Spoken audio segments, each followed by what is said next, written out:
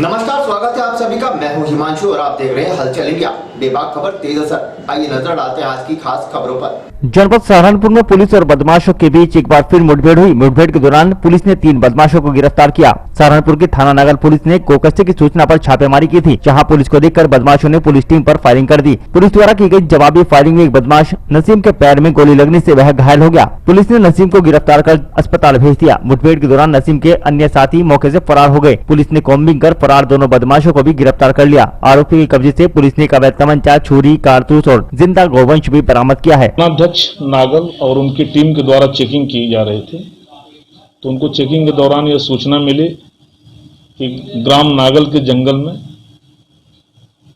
अवैध रूप से गोवंश की कटान की तैयारी की जा रही है।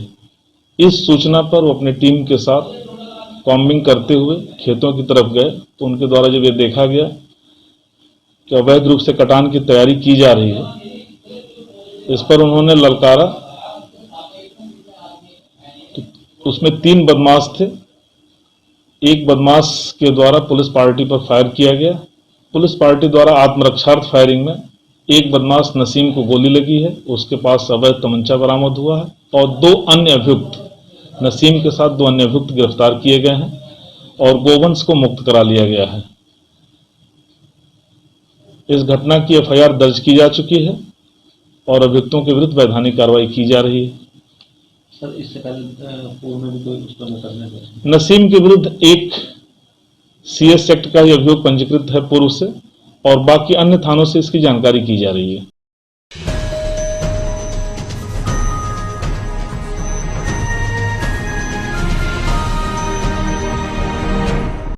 सहारनपुर में एक पार्षद ऐसा भी है जो कि वार्ड नंबर 43 के पार्षद मंसूर बदर, जो चौथी बार लगातार पार्षद बने हैं, ऐसा काम कर रहे हैं जिससे लोगों को सीख मिले। उनके द्वारा जब से लॉकडाउन शुरू हुआ है तब से रोजाना 500 से 700 पैकेट पका हुआ खाना और 1500 पैकेट कच्चा राशन, जिसमें 10 किलो आटा, चावल, दाल, चीनी आदि शामिल है, उन्हें गरीब, विकलांग, निराश्रित लोगों को बांटा जा रहा है, जिनको इनकी सख्त जरूरत है। मंसूर के पिताजी भी 4 बार मेंबर नगर पालिका और चेयरमैन रह चुके हैं। बदर ने लोगों से अपील की है कि लोग ईद पर चाहे पुराने कपड़े पहने, मगर ईद मनाते समय जरूरतमंदों की जरूरत का जरूर ध्यान दें। मेरे वालिद मरहूम जनाब अय्यूब बदर साहब यहाँ 4 बार मेंबर, डिप्टी चेयरमैन रहे हैं।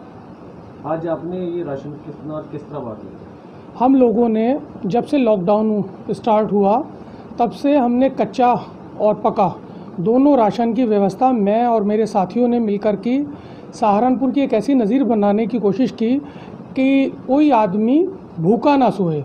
हम लोगों ने जिस दिन से लॉकडाउन स्टार्ट हुआ 500 लोगों का खाना पका हुआ पर डे बांटा। शहर के कोने कोने में उन लोगों तक खाना पहुंचाया जहां 2 जून का खाना जिन लोगों को मुहैया नहीं था। आज हमारी मुहिम 1500 पैकेट कच्चा राशन की बांटने की है, जिसमें क्या आइटम है? जिसमें 10 किलो आटा, 2.5 किलो चीनी, 2.5 किलो दाल, 2 किलो रिफाइंड, सब तरह के मसाले, चाय की पत्ती, ज़रूरियात का सामान, एक फैमिली का सामान जो 1 महीना जिसे कम से कम उस फैमिली का गुजारा हो सके। मेरा आपके भी माध्यम से लोगों को यही संदेश है कि आज आपातकालीन स्थिति है, अपने अड़ोस पड़ोस में कोई भूखा ना सोए, आपके शहर का कोई भूखा ना सोए। अगर आप सामर्थ्यवान हैं तो खुल के इस चीज़ में मदद कीजिए। आने वाला टाइम ईद का है, ईद ना मनाइए, पुराने कपड़े पहन लीजिए, लेकिन किसी भी गरीब की मदद करेंगे तो वही आपकी सार्थक ईद होगी।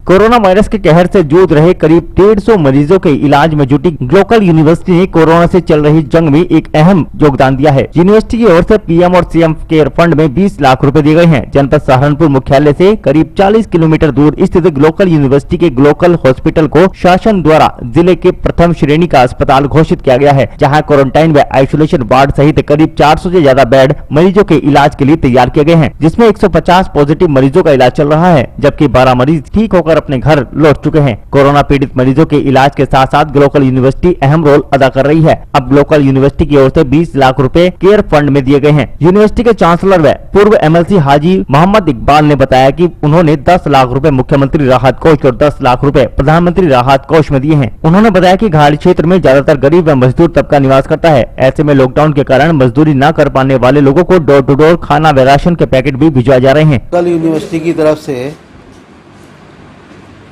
PM केयर फंड में 10 लाख रुपए और CM केयर फंड में 10 लाख रुपए, इसके साथ साथ कोविड-19 जो हमारा मेडिकल कॉलेज है उसका जो हॉस्पिटल है 700 बेड का, उसको राज्य सरकार ने उसके लिए निर्धारित किया है और आज इसमें लगभग 150 के करीब पेशेंट हैं और हमारा जो मेडिकल का पूरा स्टाफ है वो पूरा सपोर्ट कर रहा है। पूरी यूनिवर्सिटी का स्टाफ जो सरकारी भी कुछ डॉक्टर आए हुए हैं उनको हमारा जो हॉस्टल है उसमें भी उनको रुकवाया है और जो भी सपोर्ट है वो लोग कर रहे हैं हमारे स्टाफ। इसके साथ साथ रात 12 बजे के बाद देर रात 12 जो पेशेंट हैं जो यहाँ से ठीक हुए हैं उनको भी यहाँ से रिलीज़ किया गया है जो बहुत खुश होकर गए हैं। इसके साथ साथ एक पेशेंट आज भी ठीक हुआ है और ग्लोबल यूनिवर्सिटी की तरफ से उनको सम्मानित भी किया गया है और इसके साथ साथ जो भी टीम 14 दिन रहती है यहाँ पर उनको सबको ग्लोबल यूनिवर्सिटी की तरफ से उनका भी पूरा सम्मान किया जा रहा है और आगे भी जो ग्लोबल यूनिवर्सिटी की तरफ से जो भी हमारा सरकार को जो भी दिशा निर्देश होंगे और जो भी हमारे पेशेंट हैं उन सब का पूरा ख्याल रखा जाएगा और जो भी दिशा निर्देश होंगे उनका भी पालन होगा। और इस संकट की घड़ी में इसके साथ साथ हमारे क्षेत्र में जो हमारे ऐसे परिवार हैं जो लॉकडाउन की वजह से मजदूरी नहीं कर पा रहे हैं, उनकी थोड़ी दिक्कत है, परेशानी है खाद्यान्न की, उनको ग्लोबल यूनिवर्सिटी की तरफ से पहले भी खाद्यान्न बांटा गया है और कल भी हमने करीब 150 पैकेट बांटे गए हैं और आगे भी ये पूरा सिस्टम चलता रहेगा। इसके साथ साथ हमारे ग्लोबल यूनिवर्सिटी का स्टाफ मास्क, सैनिटाइज़र और दीगर चीज़ें बांट रहा है लगातार। और जहाँ तक थर्मल स्कैनिंग की बात है उसके लिए भी थानों में, आसपास के गांव में ग्लोबल मेडिकल कॉलेज का स्टाफ वो भी सब कर रहा है और जो भी इस संकट की घड़ी में होगा ग्लोबल यूनिवर्सिटी की तरफ से वो लगातार सब जारी रहेगा।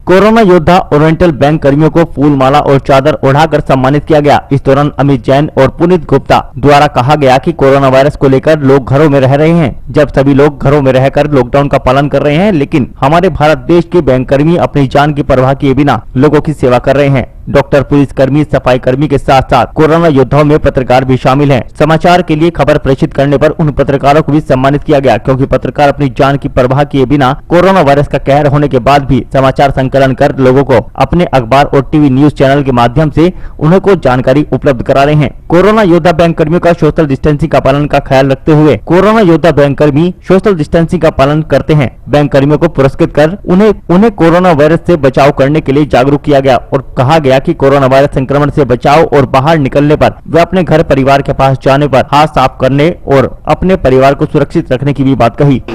जैसे कि हम सभी जानते हैं कोरोना का तीसरा चरण आज से शुरू हो गया था, 2 चरण अभी हमारे समाप्त हो चुके हैं।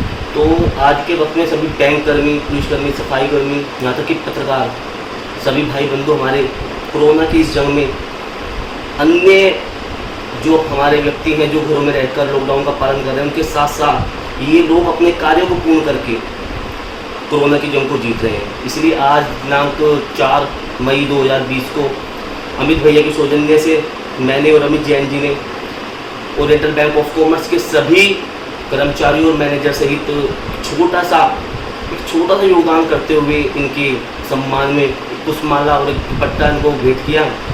साथ में हमारे पत्रकार महोदय को भी, ताकि भविष्य में भी हमारा इसी तरह योगदान दें और सोशल डिस्टेंस की पूर्ति को करते हुए आगे भी ये हमारी सहायता के लिए हमेशा तत्पर रहे।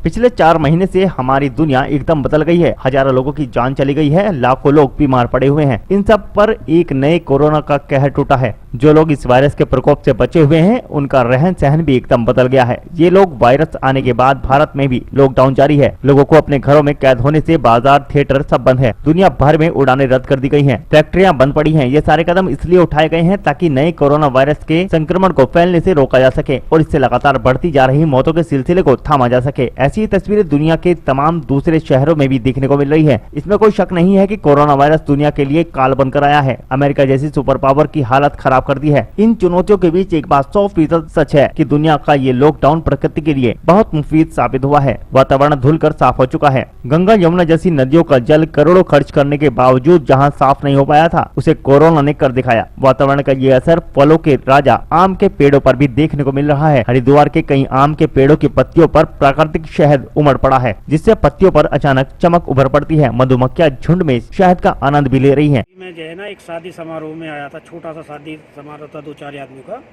जिसमें मुझे भी बुलाया गया था। यहाँ क्या है कि एक आम का पेड़ है जो सामने देख रहे होंगे। इस आम के पेड़ पे जो है मेरी नज़र जो गई तो जो काफ़ी चमक दिखाई दी। मैंने देखा जब नज़दीक जाके तो काफ़ी मधुमक्खियाँ लगी हुई हैं इस पर, और जो है चींटियाँ भी आई हुई हैं। छू के देखा पत्तों को तो काफ़ी मात्रा में जो है ना हर पत्ती पे शहद है, यानी कि जो चिपक हर पत्ती पे शहद। और फिर जो हमारे जो पार्षद जी हैं उनको जो है वो भी थे, उनको भी मैंने बराबर में से ही बुलवाया। एक हमारे और जो मित्र हैं तो पड़ोसी, तो वो भी आए हुए थे, उनको भी बुलवाया। यानी कि जय गिनती के हम थोड़े से आदमी थे, तो सभी लोगों ने देखा तो शहद जो है काफ़ी मात्रा में दिखाई दिया। तो ये कुदरत का जो है ना कहीं साफ़ होने का है कि जो है हर जगह से जो है ना हमारा जो पोल्यूशन भी समाप्त हो गया है और कुदरत जो है ना कुछ करवट तो ले ही रही है। मेरा मानना ये है कि हमारी गंगा मैया भी जो है, नदियाँ भी सब हर तरह से जो है ना हो गया। तो कुदरत जो है मतलब कुदरत के लिए ही कह सकते हैं, ठीक है। और बहुत अच्छी बात है, मगर ये कि जो है पेड़ पौधों पे जो शहद देखा जा रहा है इस तरह से जो है आम के वृक्ष पे, तो इससे लगता है कि कुदरत ने कोई नई करवट ली है। एक छोटा सा शादी समारोह था। यहाँ पर हमारे गुरु कृपा श्रद्धालय के संचालक डॉक्टर वैदामा शर्मा जी का आगमन हुआ। जैसे उनका आगमन हुआ तो मैंने उनका चरण स्पर्श करके उनको नमन किया, वंदन किया। तो उनकी नज़र जो है एक आम के वृक्ष पर गई। वहाँ पर देखा तो उसकी पत्तियाँ चमक रही थी। तो गुरुजी ने मुझसे पूछा कि क्यों चमक रही है। मुझे लगा कि गुरुजी शायद कल बरसात हुई थी तो पानी रहा होगा, लेकिन कहते हैं ना कि वैद्य की नज़र चली जाती है। तो गुरुजी ने चरण स्पर्श पत्तियाँ स्पर्श करके देखा तो इन पत्तियों पर शहद था और मधुमक्खियों की काफ़ी संख्या यहाँ पर थी। हर एक पत्ती पर, पूरे वृक्ष पर शहद ही शहद था। ये अपने आप में एक देखा जाए तो प्रकृति का एक चमत्कार है। बहुत बड़ी बात है अपने आप में। जिस तरीके से लॉकडाउन है, आज पर्यावरण अपने आप में एक करवट ले रहा है, साफ वातावरण हम सबके सामने है, तो प्रकृति का एक चमत्कार देखने को मिलता है जो डॉक्टर वैदामा शर्मा जी के द्वारा देखा गया है। हमने खुद देखा है।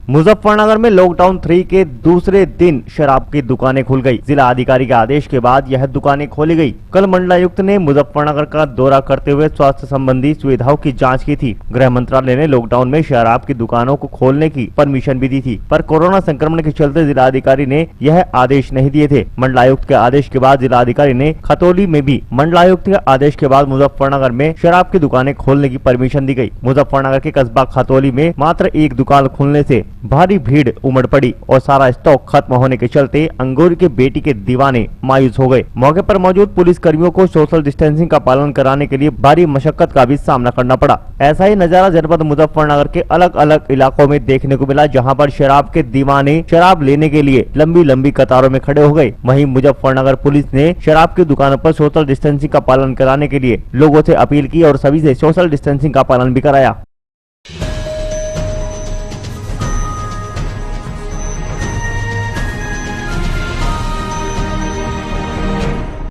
केंद्र सरकार की जनधन खाता योजना के पात्रों की बैंकों पर लगातार भीड़ उमड़ रही है, जो कि सोशल डिस्टेंसिंग की पूरी धज्जियां उड़ा रही है। सोमवार को मीरापुर पुलिस ने सख्ती से बैंकों पर मौजूद भीड़ से सोशल डिस्टेंसिंग का पालन कराया। कोरोना वायरस के कारण लागू किए गए लॉकडाउन में सरकार ने गरीब व मजदूर वर्ग के लोगों के जनधन खातों में 500 से 1000 रुपए देने की घोषणा की थी ताकि लोग लॉकडाउन में कोई भी भूखा न रह सके। केंद्र सरकार ने पात्रों के खातों में दूसरी किस्त भी डाल दी है। पात्रों के बैंक खातों में दूसरी किस्त का पैसा आना शुरू होते ही दिन निकलते ही बैंकों के खुलने से पूर्व ही यहाँ लोगों की भारी भीड़ उमड़ पड़ी। मीरापुर की स्टेट बैंक शाखा व पंजाब नेशनल बैंक की कैथोड़ा शाखा के बाहर सवेरे से ही लंबी लंबी लाइन लग जाती है। इस दौरान बैंक कर्मी व पुलिस लाइन में लगी हुई महिलाओं और पुरुषों से सोशल डिस्टेंसिंग का ध्यान रखते हुए एक दूसरे के बीच कम से कम 1 मीटर की दूरी बनाने की अपील करते नजर आते हैं।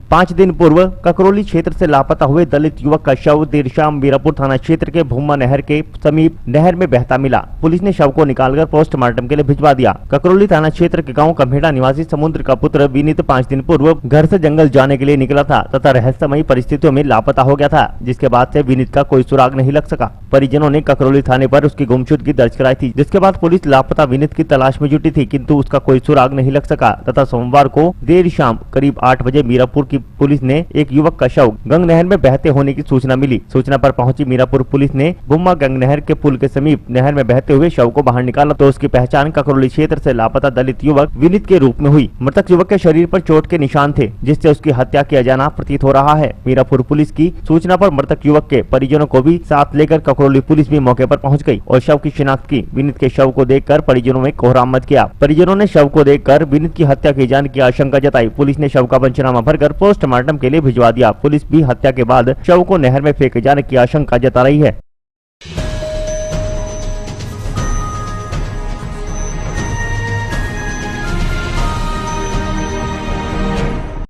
मुजफ्फरनगर जनपद के थाना चरथावल कस्बे के आर्य कन्या इंटर कॉलेज में बनाए गए क्वारंटाइन सेंटर का राज्य मंत्री व चरथावल विधायक विजय कश्यप ने निरीक्षण किया। इस दौरान वहां रह रहे लोगों से उनकी समस्याएं जानी और निरीक्षण के बाद राज्य मंत्री ने सब व्यवस्थाओं को ठीक बताया। मुजफ्फरनगर जनपद के कस्बा चरथावल में स्थित आर्य कन्या इंटर कॉलेज को क्वारंटाइन सेंटर बनाया गया है। यहाँ कई दर्जन प्रवासी मजदूरों को 14 दिन के लिए क्वारंटाइन किया गया है। सोमवार को राज्य मंत्री व चरथावल विधायक विजय कश्यप ने क्वारंटाइन सेंटर का निरीक्षण करते हुए चरथावल थाना अध्यक्ष सूबे सिंह व राजस्व अधिकारी केशव शर्मा से क्वारंटाइन सेंटर में ठहरे लोगों की जानकारी ली। राज्य मंत्री विजय कश्यप ने क्वारंटाइन सेंटर में ठहरे व्यक्तियों से खाने पीने के बारे में भी जानकारी ली। कुछ व्यक्तियों ने बिजली न आने की समस्या बताई। इस पर राज्य मंत्री ने आंधी तूफान के कारण बिजली न आना बताया। राज्य मंत्री विजय कश्यप ने बताया कि निरीक्षण के दौरान सब कुछ ठीक पाया गया है।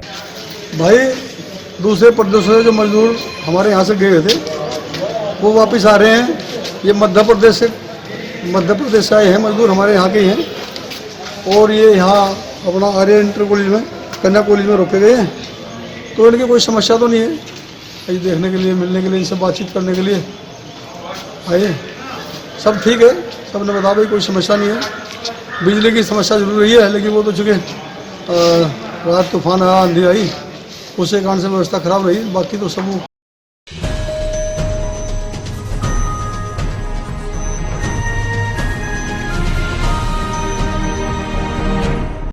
शामली एसपी विनीत जायसवाल ने शामली शहर में फ्लैग मार्च निकाला। भारी पुलिस फोर्स को साथ लेकर एसपी ने शहर की कॉलोनियों और बाजारों में फ्लैग मार्च निकाला। एसपी ने बताया कि लॉकडाउन और रमजान को लेकर पुलिस ने फ्लैग मार्च निकाला है और लोगों से घरों में रहने की अपील की है। साथ ही लोगों से शांति से रमजान का त्योहार मनाने की अपील की है। शामली शहर में एसपी विनीत जायसवाल ने एसओ सदर कोतवाली और सीओ के साथ भारी पुलिस बल लेकर फ्लैग मार्च निकाला। इस दौरान पूरी फोर्स सुरक्षा किट पहनकर बाजारों और शहरों की गलियों से गुजरी तो लोग देखने लगे। शामली की पूरी फोर्स इस दौरान 2 दर्जन से अधिक बाइकों पर सवार थी और बाइक कारों का हूटर बजाकर सड़कों से गुजरी। पुलिस ने लोगों से लॉकडाउन 3 का पालन करने और रमजान शांतिपूर्ण संपन्न कराने की अपील की। देखिए, जैसा कि आप सभी अवगत हैं, कोरोना के कुल 18 पॉजिटिव मामले जनपद शामली में आए थे, जो उपचार के बाद अपने अपने घरों को जा चुके हैं। लेकिन अभी ना तो लॉकडाउन खत्म हुआ है और न ही कोरोना से संकट खत्म हुआ है और लॉकडाउन जारी है। इसी का अनुपालन कराने के लिए, लोगों से अपील करने के लिए ये बाइक का मार्च निकाला गया था, जहाँ पे थाना आदर्श मंडी और थाना कोतवाली की पुलिस, हमारे सीओ साहब, सभी अधिकारी इसमें मौजूद थे। लोगों से घूम घूम के लगातार अपील की जा रही है कि जैसा अभी तक उनके द्वारा संयम से और धैर्य से लॉकडाउन का अनुपालन किया गया है, जिससे कि हम जनपद शामली में ये बीमारी फैलने से रोक पाए हैं, आगे भी जब तक कि शासन से निर्देश ना मिल जाएं, लॉकडाउन का सभी लोग वैसे ही कुशलता से पालन करते रहें ताकि इस संक्रमण से हम सभी बच सकें। सर, इसके अलावा मोहल्लों गलियों में भीड़ लगातार रहती है, इसके देखिए, लगातार पुलिस गश्त कर रही है, लोगों से अपील कर रही है और उसके बावजूद यदि लॉकडाउन का उल्लंघन करते हुए कोई व्यक्ति अगर पाया जाएगा तो उसके विरुद्ध विधिक कार्रवाई की जाएगी।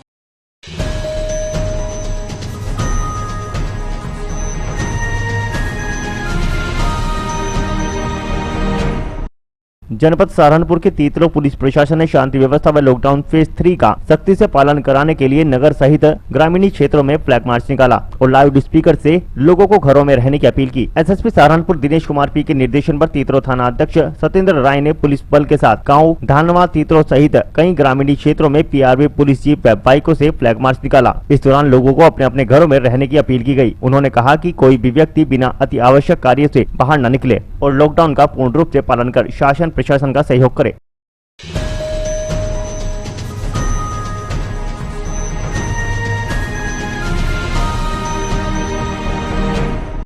आज के बुलेटिन में इतना ही। कल फिर होंगे हाजिर कुछ नई और ताजा खबरों के साथ। देखते रहिए हलचल इंडिया, बेबाक खबर तेज असर।